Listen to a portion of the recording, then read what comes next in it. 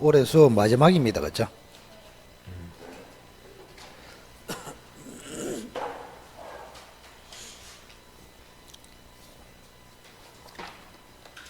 자, 오늘은 민사특별법 가담법하고 실명법 중심으로 한다고 말씀을 드렸는데,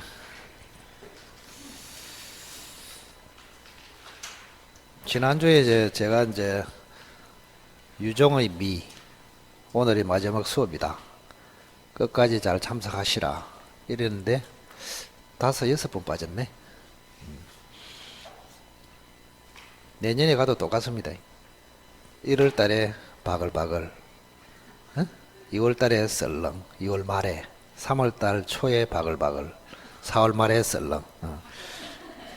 그 유종의 미를 거두라, 그 말이 괜히 나온 건 아니다, 이런 생각이 듭니다. 자, 오늘은 가담법을 한번 넘겨보시죠. 244페이지. 요 부분이 좀 어렵거든요. 어렵기 때문에 요 그림이라도 조금 필기를 좀 하셔가지고 기초를 잘 잡아야 됩니다. 자, 우선은 가등기라고 있잖아요, 그죠? 가등기. 우리 민법에 가자가 들어가는 게 4개입니다. 4개. 가등기, 가압류, 가처분, 가장매매 4가지.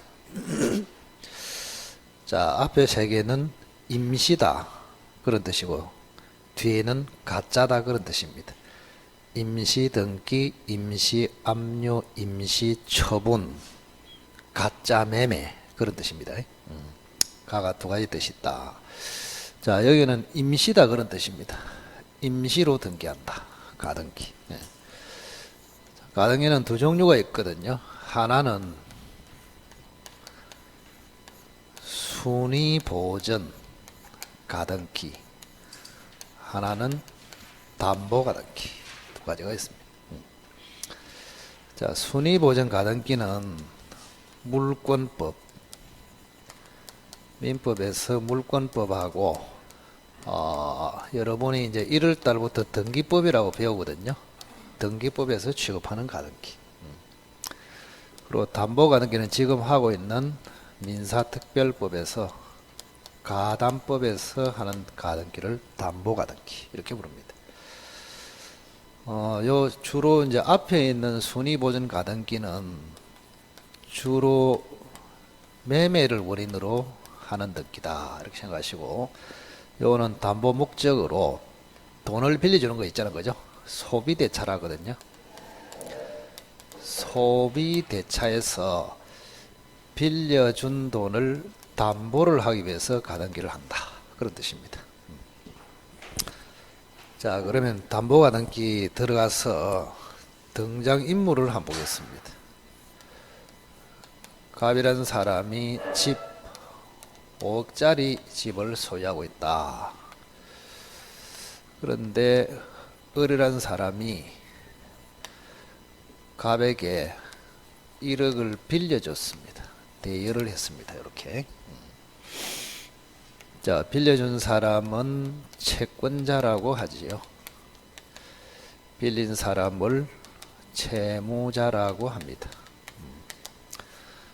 그럼 을은 이제 1억을 확실하게 받아내기 위해서 담보를 잡고 싶다.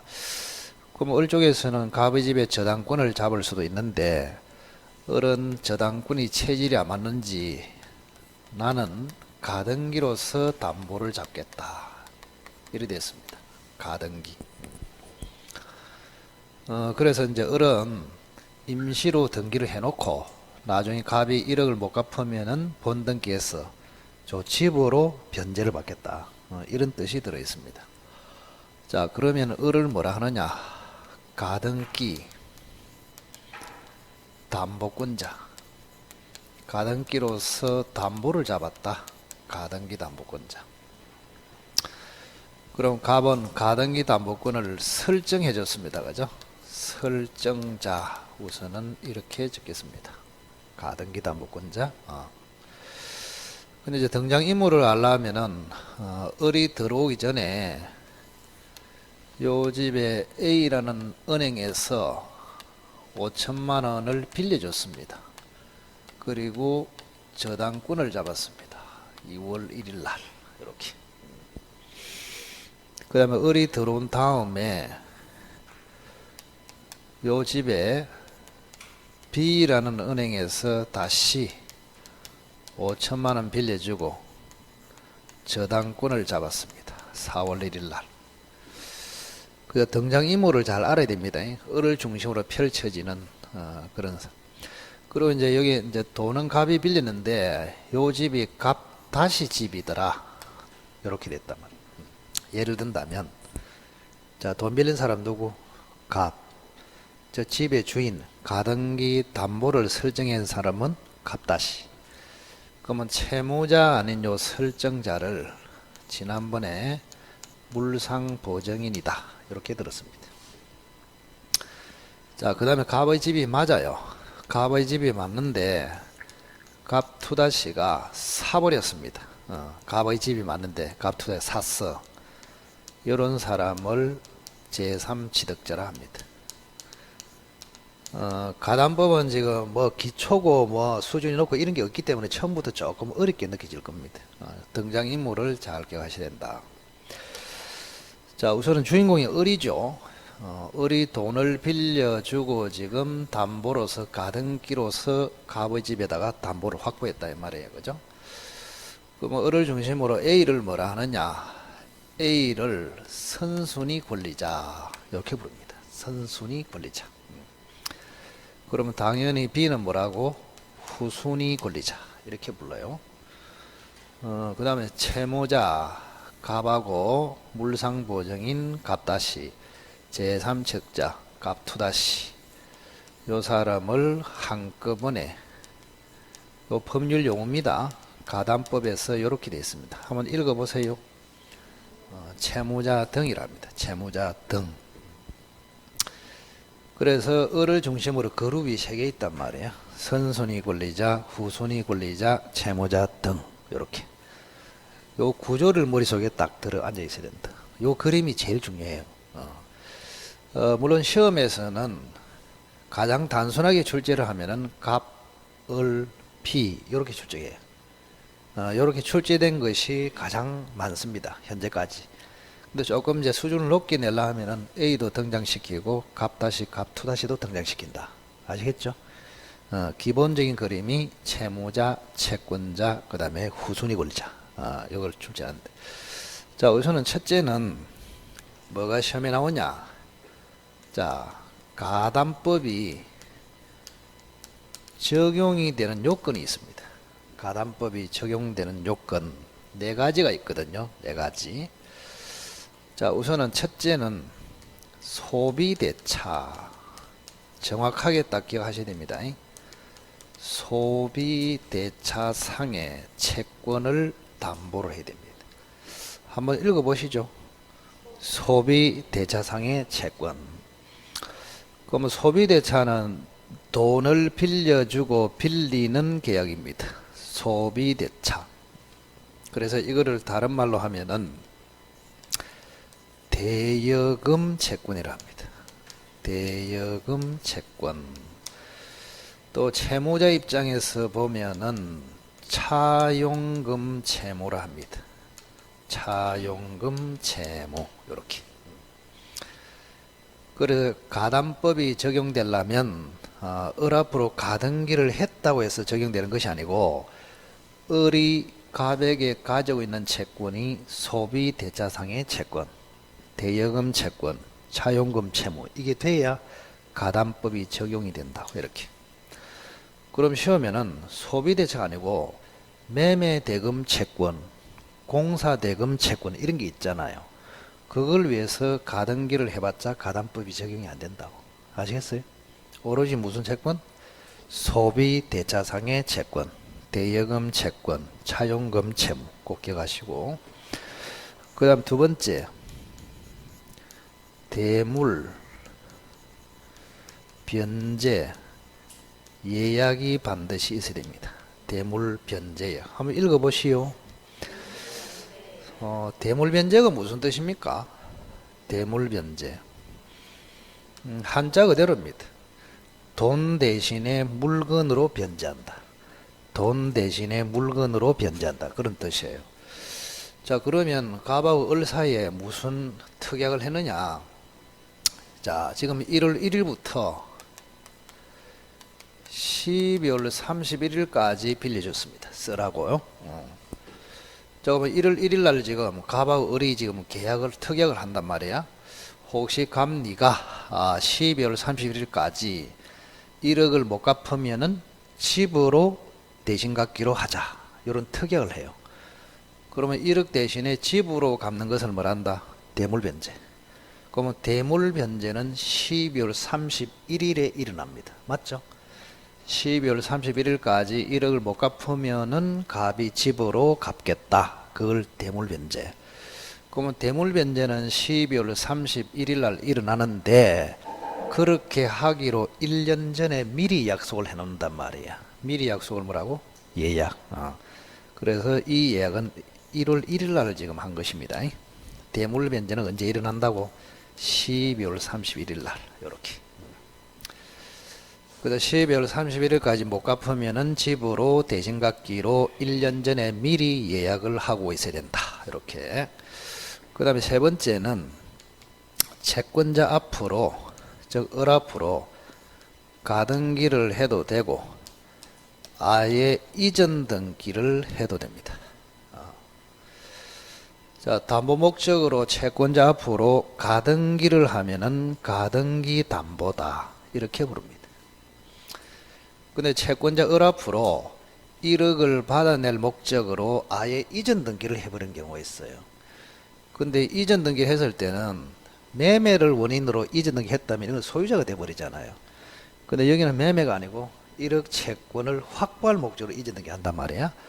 그러면 이전 등기는 저 집의 소유권을 양도를 하는 방식으로 담보를 잡는 것이다. 그래서 이거를 양도담보다 이렇게 읽습니다. 한번 읽어보시오. 양도담. 자, 그래서 우리 가담법은 가등기 담보도 적용을 받고 양도담보도 적용을 받고 이렇게 됩니다. 자, 그 다음 네 번째가 제일 중요하죠. 네 번째.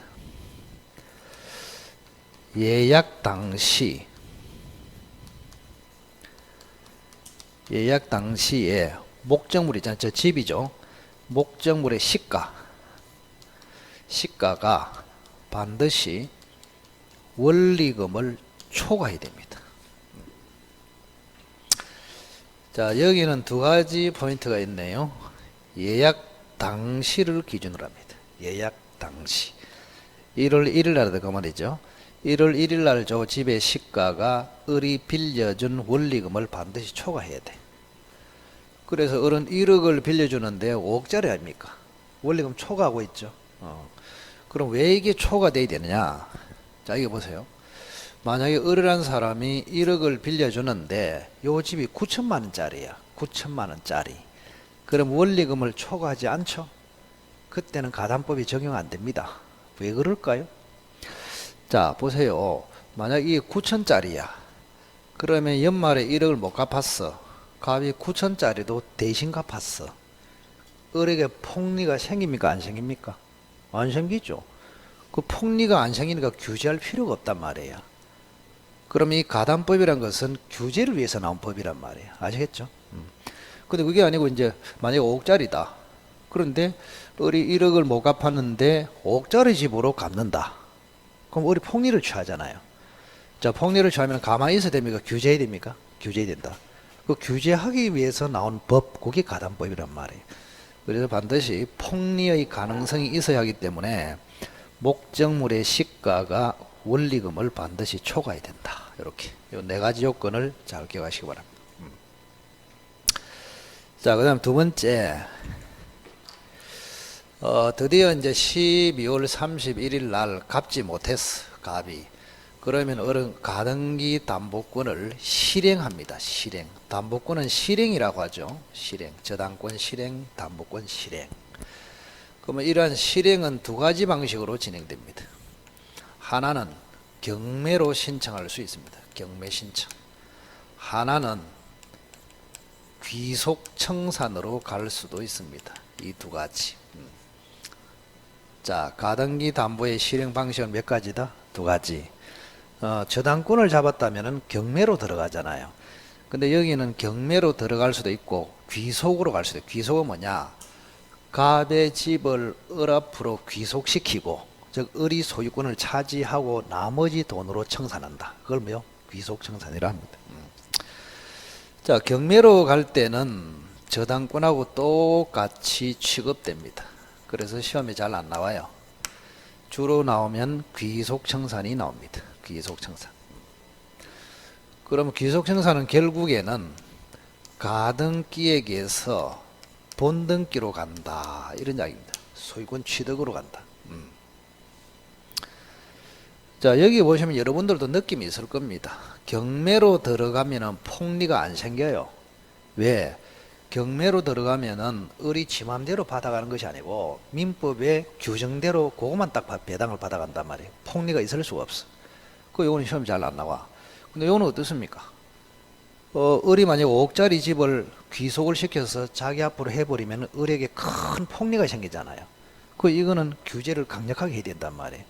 그래, 규제하는 절차가 뭐냐? 청산 절차를 합니다. 그래서 이게 시험에 나와요. 그래서 가담법에는 시험에 딱 나오면 묻는 것이 적용요건하고 귀속청산 절차 두 가지입니다. 두 가지. 귀속청산 절차. 자, 그러면 귀속청산 절차는 4단계가 있습니다. 첫째, 실행통지를 합니다. 첫째, 실행통지. 자, 통지를 하고 나면은 두 번째, 뭐 하느냐? 청산기간. 청산기간이 경과해야 됩니다. 청산기간 경과. 이렇게. 요게 2개월이거든요. 통지가 도달된 날로부터 2개월. 2개월 동안의 기회를 한번 주는 것입니다. 갑이 을에게 원리금을 갚도록 기회를 한번 주고, 자, 기회를 줬는데도 2개월 안에 만약에 변제를 못하면 3단계가 나오겠죠. 3단계.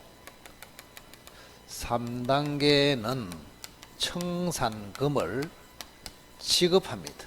청산금을 지급한다. 그러면 지급하고 나면은 최종적으로 가등기에게서 본등기를 해서 을이 채권자가 집에 대해서 소유권을 취득합니다. 이렇게. 이게 을이 소유권을 취득하고 집을 먹고 대신에 돈으로 청산해준다, 그런 뜻이에요. 이게 귀속청산 절차입니다. 4단계. 그럼 이 중에서도 실행통지, 여기 이제 제일 중요하거든요. 실행통지. 그럼 우선은 뭐를 통지하느냐 그 말입니다. 뭐를. 첫째, 청산 금액이 얼마 나오더라, 이거를 통지해 줍니다. 청산 금액을 통지해 준다. 그래서 을이 집은 내 거로 하고 청산을 해보니까 청산금이 얼마 나오더라, 그걸 알려주는 거예요. 청산금을. 그러면 누구에게 알려주느냐? 누구에게 알려주기는 청산금을 배당받는 청산금 채권자에게 통지를 해줍니다.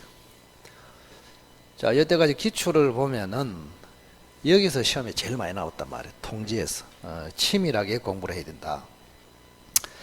그럼 우선 청산금을 어떻게 계산하느냐? 계산 방식부터 한번 볼까요? 자, 청산금은 어떻게 계산하느냐? 뭐 당시에 목적물의 시가에서 채권액 플러스 선순위 채권액을 뺀 나머지를 청산금이라 합니다. 한번 읽어보세요. 청산금 계산할 때 괄호 때문에 못 읽라. 시가에서 채권액 플러스 선순위 채권액을 뺀 나머지, 그걸 청산금이라 한다. 그럼 이게 왜 괄호를 했느냐? 가담법이 적용되느냐 할 때 시가는 예약 당시입니다. 구별하라고. 여기는 통지 당시입니다. 통지 당시라고. 요런 게 키포인트다 이 말이에요. 통지 당시. 물론 예약 당시에도 5억이고 통지 당시에도 5억 그럴 수도 있고, 또 이때는 4억으로 떨어질 수도 있잖아요. 그래서 가담법이 적용되느냐 할 때 시가는 예약 당시의 시가, 청산금을 계산할 때는 통지 당시의 시가, 이렇습니다. 그럼 채권액이 얼마예요? 그대로 똑같다 생각합시다. 시가가 그대로 5억으로 돼 있다 칩시다. 채권액이 얼마? 1억. 선순위가 얼마? 5천. 선순위 5천만 원 아닙니까 지금? A, 그죠? 그럼 5억에서 1억 5천을 빼면 얼마예요? 3억 5천. 이거를 우리는 객관적인 청산 금액이다 이렇게 부릅니다. 뭐라고? 객관적인 청산 금액. 전문가가 평가한 청산 금액이다 그런 뜻이에요. 그럼 여기도 벌써 시험 문제 많이 나와서 기출에 예약 당시에 잃어버리면 틀렸습니다. 예약이 아니고 언제라고? 통지 당시 이렇게 해야 되고, 시가는 다른 말로 가액이라고도 합니다. 목적물의 시가, 목적물의 가액 이런 식으로. 자, 그러면 또 이렇게 나와요. 청산금을 계산할 때는 후순위 채권액을 고려하여 계산한다. X 뭐요? 선순위 채권액을 고려하여 계산한다. 출제 방식이 그렇단 말이에요. 자, 두 번째, 청산금을 먹을 사람에게 통지를 해줍니다. 그러면 청산금을 먹지도 못하는 사람에게는 통지할 필요가 없잖아요. 청산금이 얼마 나오더라, 그래서 거기서 네 얼마 먹겠더라 이렇게 알려주는 거 아닙니까? 그죠? 자, 그러면 여기 한번 봅시다. 첫째 A, 두 번째 B, 세 번째 값 다시 값 투 다시 요렇게. 자, A는 뭐라고 했습니까? 선순위 채권자, B는 후순위 채권자, 요거는 채무자 등 이렇게 나온단 말이에요. 자, 그러면은 이 세 그룹 중에서 청산금을 먹지 못하는 사람이 있어요. 응? 그 청산금을 먹지 못하는 사람에게는 통지한다 안 한다? 안 해요. 안 해. 그래서 선순위 요게 아니라고, 후순위하고 채무자 등이 청산금을 먹습니다. 이렇게. 자, 왜 그러냐? 여기 보세요. 자, 최종적으로 본등기를 하면은 후순위 저당권은 소멸합니다. 뭐 하면요? 본등기해서 소유권의 을에게 귀속되면, 즉 담보 실행 절차가 완료되면 저당권은 소멸한다고. 그런데 요거는 존속해요. 존속. 선순위는 존속하고 후순위는 소멸한단 말이에요. 그럼 후순위가 소멸한다는 말은 이제는 저당권을 가질 수 없고 을이 던져준 청산금에서 5천만 원 배당받아라 그런 뜻이에요. 소멸한다는 말이. 근데 요거는 소멸한다 존속한다? 존속하기 때문에 이 사람은 을이 자기 앞으로 본등기에서 귀속을 시켰더라도 요 저당권은 을의 집에 그대로 존속합니다. 그런 청산금에 참여할 필요가 있습니까? 없습니까? 없어요. 이 사람 가만히 있을 때 나중에 돈 안 갚으면은 을 앞으로 넘어온 집에다가 경매 넣어버리면 된단 말이에요. 그래서 선순위는 존속, 후순위는 소멸. 선순위는 존속하기 때문에 청산금에 참여할 수 없어요. 이 사람은. 그래서 선순위에게는 통지할 필요가 없고 후순위 권리자와 채무자 등에게만 통지한다. 이렇게 만드셔. 요 하나만 더 물어볼까? 자, 그러면 후순위하고 채무자 등에게 통지한다 했는데 누구에게 먼저 통지할까? 이 두 개를 가지고 수없이 기출이 됐어요. 지금 하나만 예를 들어보겠습니다. 누구한테 먼저 통지할까? 채무자 등에게 통지를 먼저 할까? 후순위 권리자에게 먼저 할까? 여기를 먼저 합니다. 먼저 채무자 등에게 먼저 합니다. 자, 채무자 등에게 통지를 하고 통지했다는 사실을 후순위 권리자에게 나중에 통지를 해줍니다. 이렇게. 여기는 1일차에 하고 여기는 2일차에 하고 그런 게 아니고 채무자 등에게 통지를 먼저 하고 그 사람들에게 통지했다는 사실을 알려준다고. 아시겠어요? 그렇게 잡으시면 됩니다. 그 다음에 청산기간은 2개월이다. 꼭 기억하시고. 그리고 이제 본등기 청산금을 이거는 철저하게 기억해야 돼요. 귀속 청산 절차는 요거는 완전히 강행 규정입니다. 강행 규정. 특약으로 절대 대체가 안 됩니다. 법대로 정확하게 지켜줘야 된다고.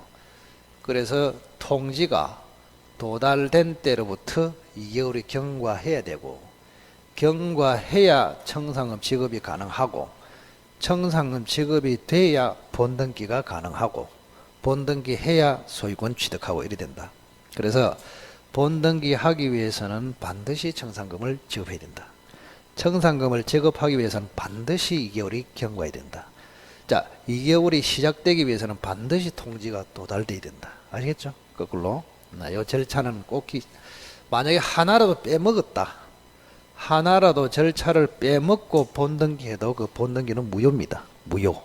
소유권 취득이 된다 안 된다? 안 된다고. 그렇게 생각하시면 됩니다. 자, 그 정도만 우선 기억하시고 247페이지 실명법 보겠습니다. 실명법.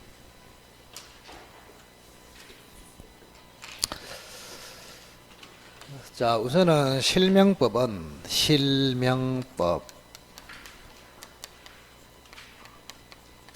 원래 법률 이름이 뭡니까? 거기 써놨네요. 그죠? 부동산 실권리자 명의 등기에 관한 법률 길어서 안 되고 실명법 이래 하십시오. 뭐라고? 실명법. 실명이 아니다. 실명법. 실명법은 봉사법이고 봉사. 실명법. 자, 요거는 한마디로 명의신탁이라는 게 있거든요. 명의신탁을 금지하는 법입니다. 명의신탁 금지.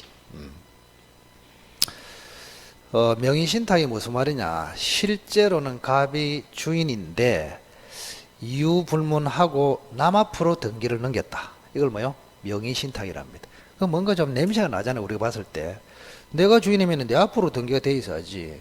내가 주인인데 남 앞으로 등기를 넘겨놓는 게 좀 이상하잖아요. 그래서 이거는 탈법이나 무슨 탈세 목적이 있다고 봐서 금지시킵니다. 명의신탁 금지. 그럼 명의신탁을 금지시키는 조문이 사조입니다. 사조. 자, 사조는 달봉이처럼 달달달 해야 됩니다. 자, 1항에 뭐가 있느냐? 1항. 사조 1항에 명의신탁, 약정, 무효이다. 명의신탁 하기로 하는 계약은 무효이다. 요래 돼 있고, 2항에 보면은 약정에 따른 물권 변동. 물권 변동은 이 말하고 똑같습니다. 등기 이전. 물권 변동도 무효이다. 요래 돼 있고, 자, 3항에 보면은 위무효. 위무효로서 제3자에게 대항하지 못한다. 이렇게 되어 있습니다. 자, 사조는 달봉이처럼. 왜냐하면은 90%의 정답을 찾을 때는 사조를 적용시켜서 답을 찾습니다. 명의신탁 약정은 무효. 약정에 따른 물권 변동도 무효. 그러나 위무효로서 제3자에게 대항하지 못한다. 자, 선의의 제3자입니까? 그냥 제3자입니까? 그냥 제3자. 이게 핵심이죠.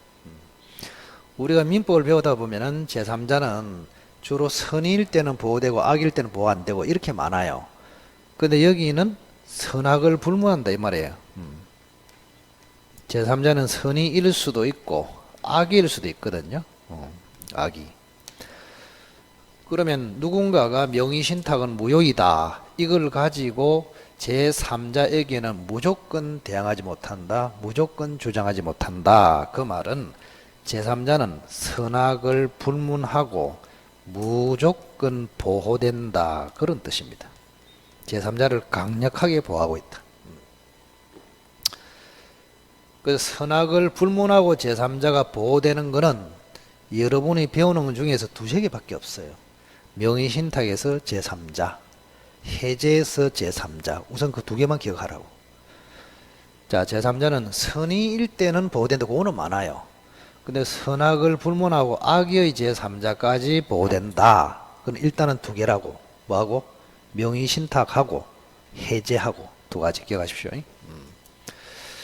자, 그리고 여기 이제 비워놨잖아요. 여기는 좁은데 넓잖아. 그럼 뭐 한다고 넓게 써놨었고 제가. 쓸 말이 있다 이 말입니다. 자, 여기는 굉장히 중요한 단서가 있습니다. 벗 해가지고 단 해가지고 계약명의신탁. 다음 시간에 배우겠지만 계약명의신탁 시에 상대방이 선의이면은 그러하지 아니하다. 즉 물권 변동은 유효이다. 이렇게. 그동안에 이게 시험에 가장 많이 나왔다고. 그냥 이 문장을 국어로 내는 것이 아니고 사례 문제에서 출제한다고. 사례 문제. 자, 어쨌든 요 사조 명의신탁을 금지시키는 사조는 달봉이처럼 달달달. 명의신탁 약정은 무효이다. 약정에 따른 등기 이전도 무효이다.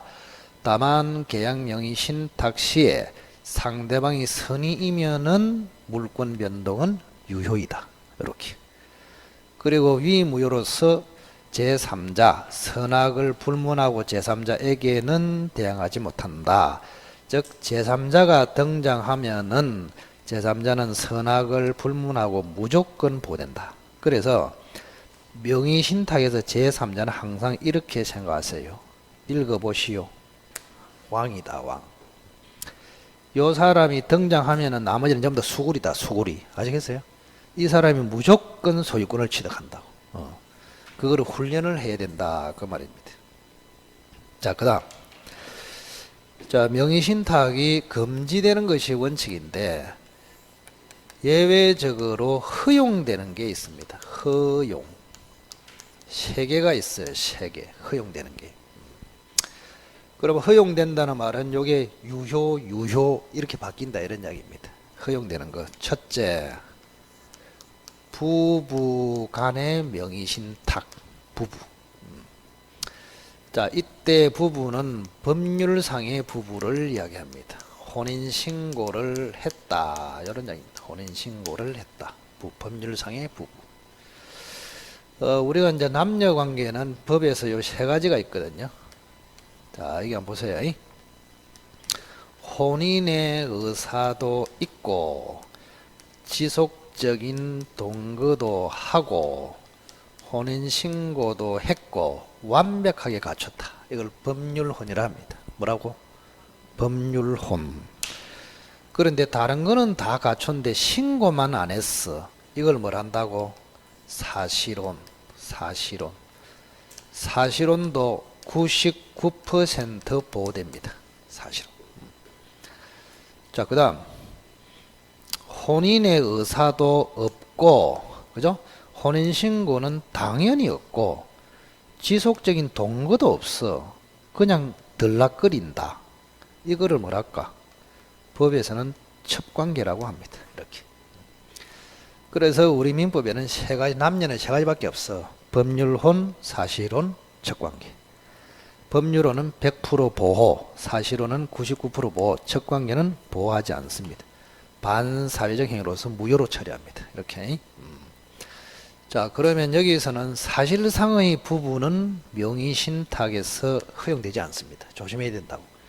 다른 거는 99% 보호가 되는데 명의신탁에서는 보호가 안 된다고. 그래서 명의신탁에서 보호가 되어서 허용되는 명의신탁은 사실혼이 아니고 뭐요? 법률혼입니다. 법률혼.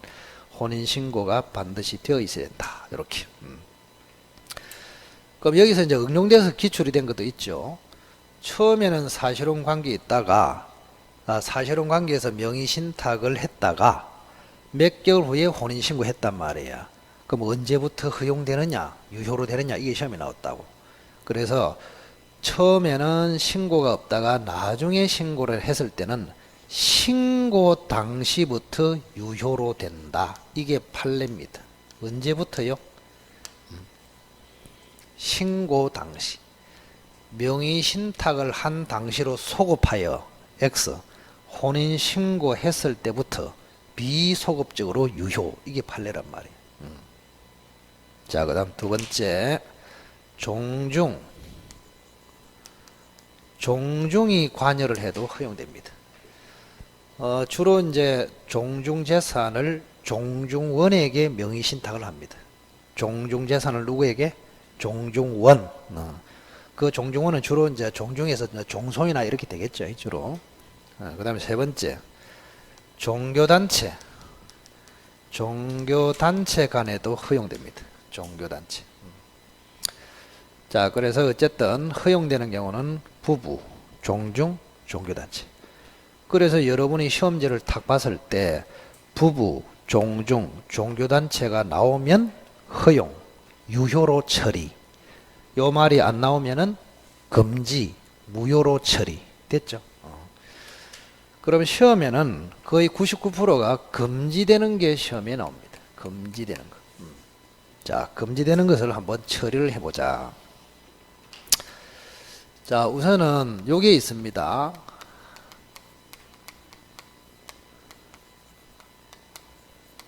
자, 한번 읽어보실랍니까?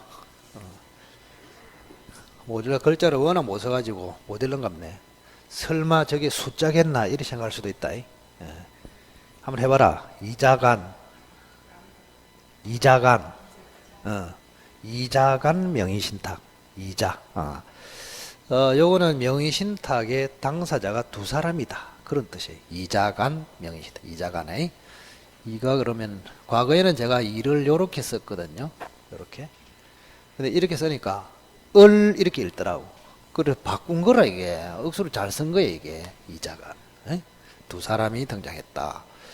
그러면 이자간 명의신탁이 금지되는데 이거를 이제 간단하게 한번 보겠습니다. 자, 갑이라는 사람이 실제 주인이야. 실제 주인. 근데 을 앞으로 등기를 넘겨놨습니다. 이렇게 을 앞으로 등기를 넘겼어. 갑이 실제 소유자인데 을 앞으로 등기를 넘겨놨다고. 그럼 두 사람 사이에는 당연히 명의신탁 약정을 했고 등기를 넘겨줬다 이 말입니다. 등기 이전이 됐다고. 이렇게. 자, 그러면 갑을 뭐라 합니까? 신탁자라 합니다. 뭐라고? 신탁자. 신탁이 무슨 뜻이에요? 신탁. 믿고 부탁한다 이런 뜻 아닙니까? 한자 그대로. 그리고 이 사람이 을을 믿고 부탁한 거 아닙니까? 등기 좀 맡아놔라. 이런 믿음을 받았죠. 이거는 수탁자라고 합니다. 명의 신탁자, 명의 수탁자 이렇게. 자, 그러면 두 사람이 나왔잖아요. 그래서 뭐라 한다고? 이자간 명의 신탁 이렇게. 자, 허용입니까? 금지입니까? 금지지. 이거는 잘 안 나온다니까. 이거는 부부, 종종, 종교단체 이런 말을 주지 않으면 무조건 금지야. 금지.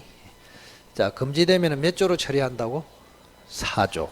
그럼 명의신탁 그대로 한번 해봅시다. 4조에 따라서 무효. 등기 이전도 무효. 그리고 이 상태에서 현재 법적으로 소유자가 누굽니까? 소유자. 갑이죠.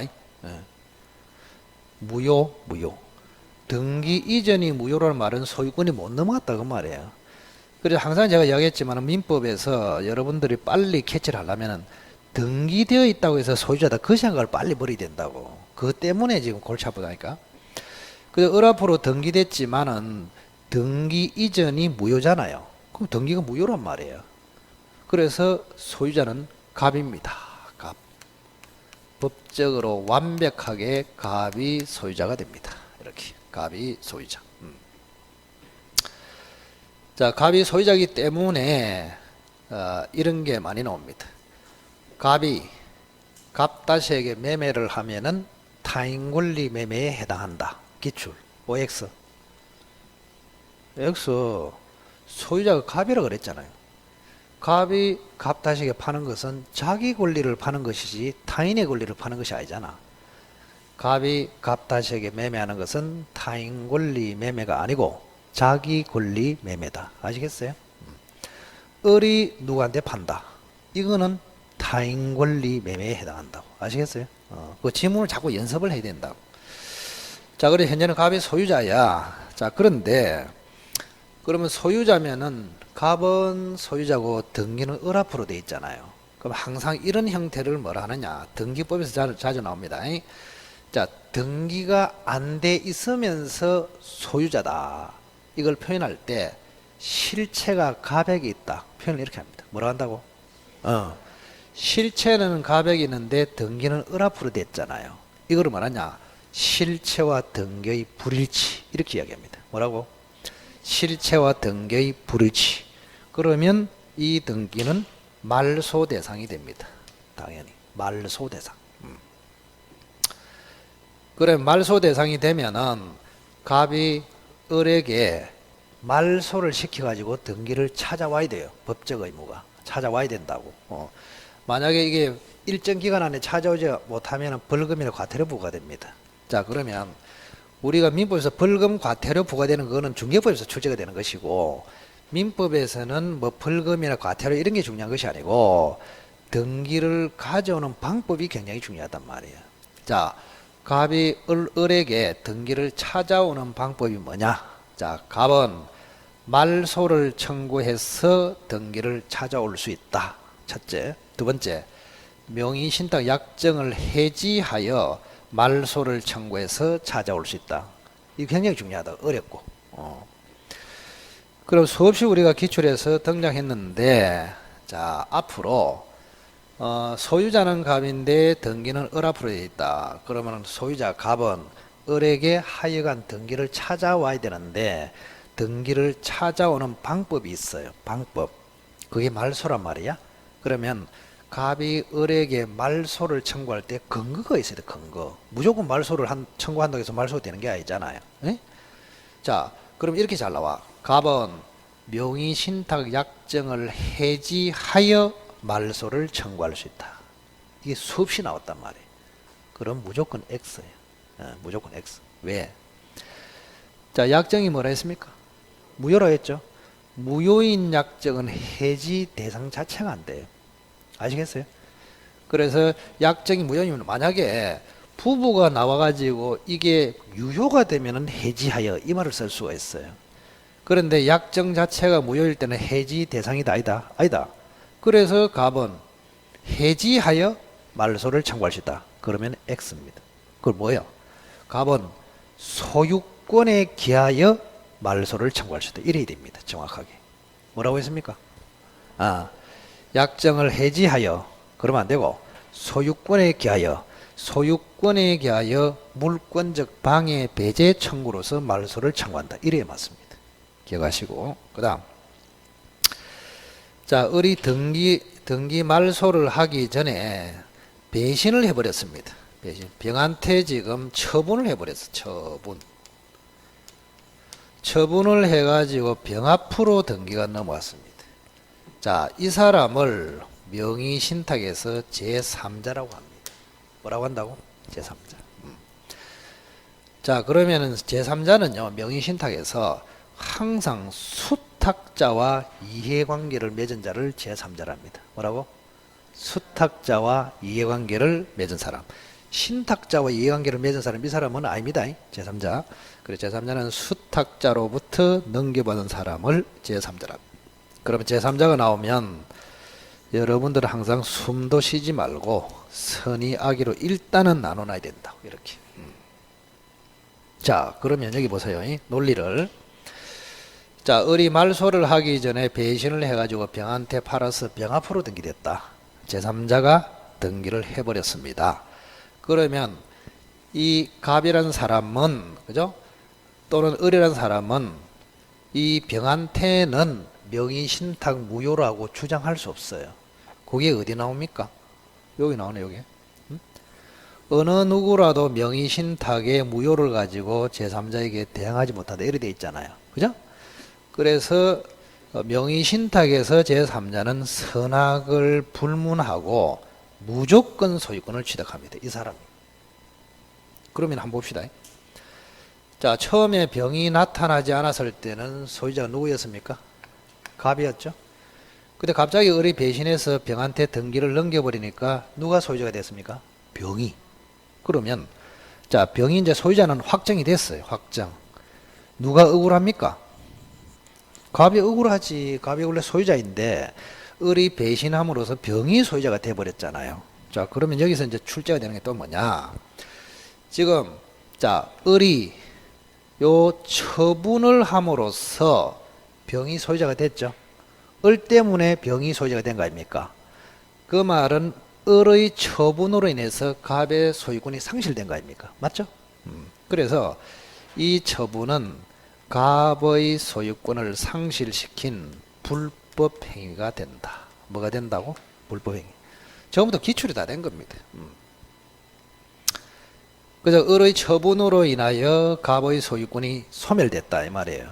그래서 갑에 대해서는 을이 불법 행위를 한 것입니다.